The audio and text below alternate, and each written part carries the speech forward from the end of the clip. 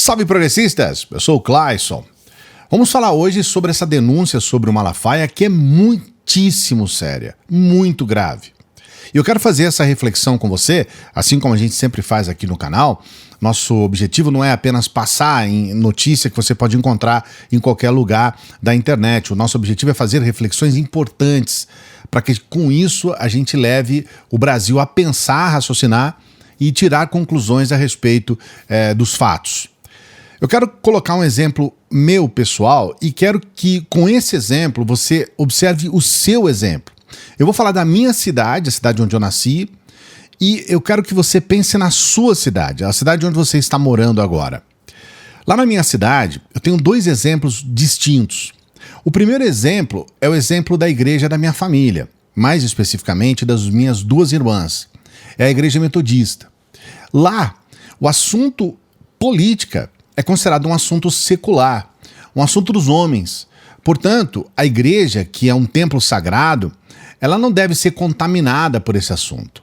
Então, tudo bem, quando há lá as eleições para presidente, para sei lá, né, como a gente está tendo agora, mas também para prefeito, eles recebem lá os prefeitos de todos os partidos, os prefeitos vão lá, falam, colocam lá uma palavra de 10 minutos, tal, todos têm espaço, o espaço é igual para todos. E, obviamente, como a igreja faz parte da sociedade, faz parte de um conjunto social, então eles abrem as portas especificamente para essa finalidade, sem distinção. Mas não se faz campanha política lá dentro. E, obviamente, evidentemente, os responsáveis pela igreja, pastores, aqueles que estão à frente da igreja, também não fazem campanha política para os fiéis, para dizer, olha, vocês têm que votar nesse ou naquele candidato.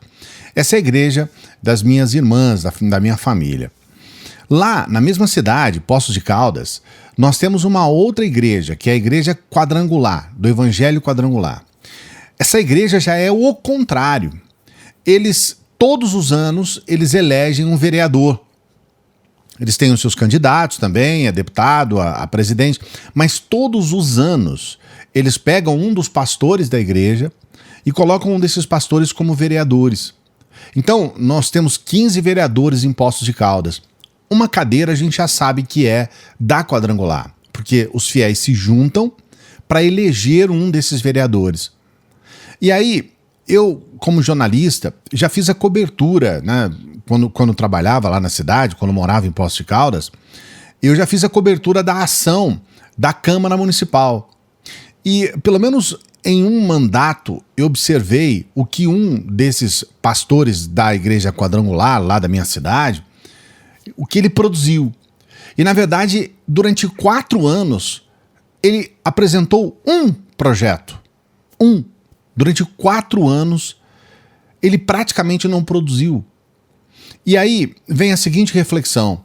Vale a pena para a sociedade você eleger uma pessoa de uma igreja que está lá apenas por uma questão, muitas vezes, de vaidade, ou mesmo a igreja dizer, olha, nós temos uma importância porque a gente tem sempre um vereador que a gente elege e tudo mais, se, na prática, esse sujeito que é eleito, ele não faz absolutamente nada para a população, ocupa uma cadeira que poderia ser ocupada por alguém que tem algo a oferecer para a sociedade. E aí a reflexão que eu quero fazer é com relação à sua cidade. Aí na sua cidade, com certeza, vai ter um pastor eleito por uma das igrejas. Eu estou dizendo pouco. Lá na minha cidade agora são 3 pastores. Aí na sua cidade eu não sei quantos pastores, mas pelo menos um pastor vai estar eleito dentro da votação de uma igreja que se reúne totalmente para eleger esse cara e para mostrar para a sociedade que, olha, podemos nos organizar e eleger um vereador. E a pergunta é a seguinte, o que este pastor oferece para a sociedade? Porque ao mesmo tempo que algumas igrejas impõem a presença de um vereador, de um parlamentar, ou seja quem for dentro da política, e a igreja se propõe a se contaminar com essas práticas seculares, o que elas estão oferecendo nem sequer para si mesmo oferecem nada. É claro, lá nós temos deputados no Congresso, deputados que visam interesses das igrejas, e aí nós temos essa situação toda que nós vamos tratar no vídeo de hoje. Mas essa reflexão eu queria que você colocasse aqui e deixasse um comentário. Tem pastores eleitos para vereador aí na sua cidade? Por favor, coloque seu comentário aqui. Se você não quiser colocar o nome da cidade, não tem problema, mas seria muito bacana se você colocasse o nome da cidade, o estado e se tem pastores evangélicos aí na Câmara de Vereadores da sua cidade. Nós vamos falar sobre esse caso grave de denúncia do Malafaia. Só que antes eu tenho que fazer aquele pedido, lembrando para você, dê o like no vídeo, se inscreva no canal. É o que a gente pede. Por quê? Porque é muito importante que você nos ajude. Nós somos um canal independente, a gente promove debates importantes para a sociedade. Eu sei que muitas pessoas compartilham nossos vídeos nas redes sociais e agora quando você for compartilhar aí no seu WhatsApp, no seu Facebook, pergunte para as pessoas aí, tem pastores na nossa cidade? E se tiver, você pode até citar o nome. Qual é o trabalho que o fulano de tal oferece para a sociedade quando você for compartilhar esse vídeo? A questão principal é que nós nunca vamos fazer aqui um discurso contra religiões, contra a crença, a fé das pessoas. É óbvio que não. E isso independe da fé. Seja budista, cristão, seja umbandista, seja, enfim, muçulmano. A gente não tem restrição nenhuma com relação à religião. Mas ultimamente a gente tem visto esse avanço. A cada dia que passa, nós temos uma bancada, a chamada bancada da Bíblia, que cresce dentro do Congresso. Hoje, agora, nós temos cerca de 130 deputados, veja bem, 130 deputados federais que são da bancada da Bíblia, que estão ligados a igrejas. Hoje nós temos 2 partidos políticos cujos donos são igrejas. Nós temos o PSC, cujo dono é a Assembleia de Deus, e nós temos o Republicanos, cujo dono é a Igreja Universal. Então, veja bem, hoje nós temos realmente uma ação direta das igrejas dentro da política. E a pergunta é, o que eles estão oferecendo para a sociedade? O país está melhor em função da presença desses pastores lá? Porque o que a gente vê na prática é uma enxurrada de corrupção, de ladroagem, de vagabundagem que não tem tamanho. E agora nós temos um pastor que faz uma denúncia gravíssima. É o pastor Paulo Marcelo. Ele diz que o Malafaia está pagando salários de pastores com dinheiro público. Ele coloca um documento mostrando essas denúncias e ele traz isso a público em um momento em que a ação do Malafaia ela tem sido cada vez mais incisiva ao falar sobre a política. Ultimamente, eu vejo muito mais o Malafaia falar sobre política do que falar sobre Deus, ou falar sobre religião, ou falar sobre evangelho, ou falar sobre o que ele acredita. Quando ele vem às redes sociais, quando ele traz assuntos a respeito do que ele tem a dizer para os seus fiéis, é sempre uma questão de política. No vídeo de hoje que ele coloca nas redes sociais, ele chega a utilizar o termo desgraçado.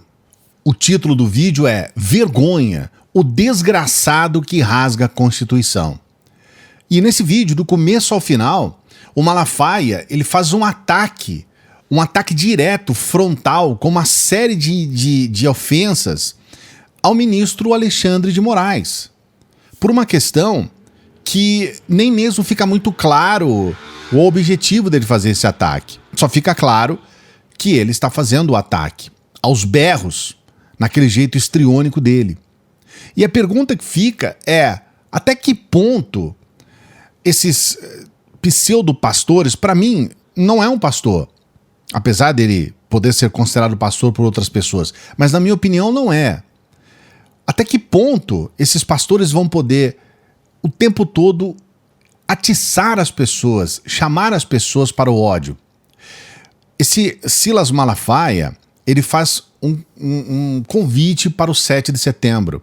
E parece realmente que há uma preocupação entre os bolsonaristas para que esse 7 de setembro tenha alguma relevância e que as pessoas se sintam realmente, de alguma forma, instigadas a sair no 7 de setembro para fazer alguma coisa que não está muito claro ainda para a gente. Nós não sabemos ainda qual é o objetivo final, o que eles realmente querem.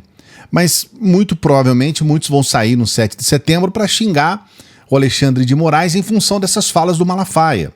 O problema é que há sempre questões muito duvidosas que envolvem o Malafaia. Sempre atitudes questionáveis. E ele é atento a esses detalhes, porque ele processa todo mundo. É igual o Luciano Hang. Eles querem falar o que eles quiserem nas redes sociais. Eles realmente instigam as pessoas a ter uma atitude raivosa, uma atitude de ódio, uma atitude contrária a uma das instituições mais importantes do país, que é o STF, e depois disso eles processam. É sempre assim. Eles perseguem do ponto de vista jurídico todas as pessoas, porque eles têm um aparato jurídico em volta deles. É o contrário, por exemplo, deste canal, né? Então, quer dizer, para o Luciano Hang, para o Silas Malafaia, processar 300 pessoas e processar 3 é a mesma coisa, porque está lá o escritório dele para fazer esse tipo de ação. Para nós não é a mesma coisa. O processo que a gente recebe é prejuízo na certa, no mínimo, além do desgaste emocional e tudo mais.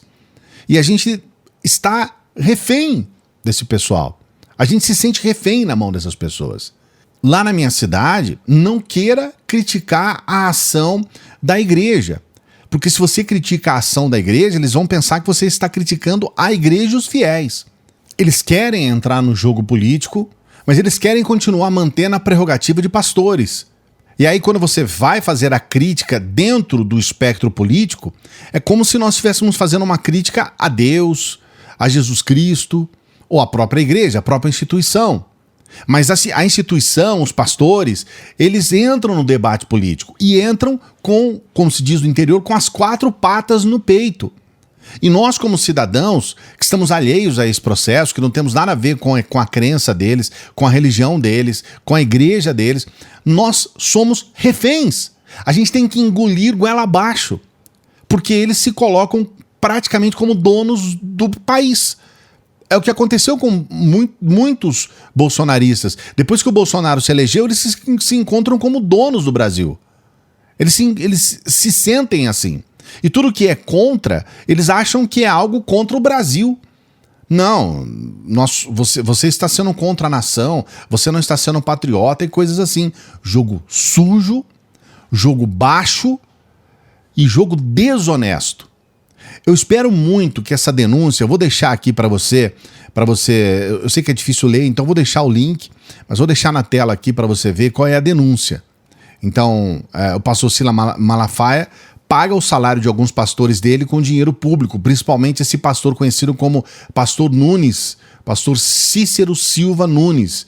Esse pastor trabalha de plantão na Igreja da Moca para atender pessoas e ocorre que o mesmo está lotado no gabinete desse deputado estadual, Tenente Nascimento.